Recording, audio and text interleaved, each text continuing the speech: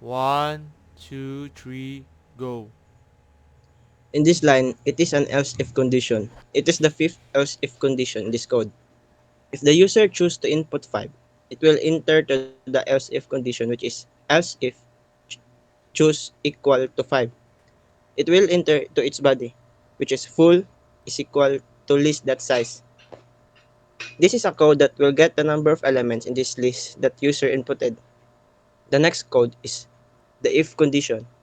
If full is equal to size, it is if it is true, it will display the text your order is full. And if it is not, it will go to the else condition, which is it will display the text your order is not full. And then the next line is the sixth else if condition in this code. It is a code that will display if the list is full or not.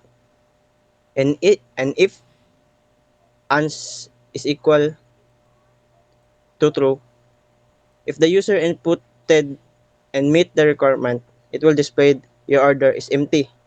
And if it doesn't meet the requirement, it will go to the else condition.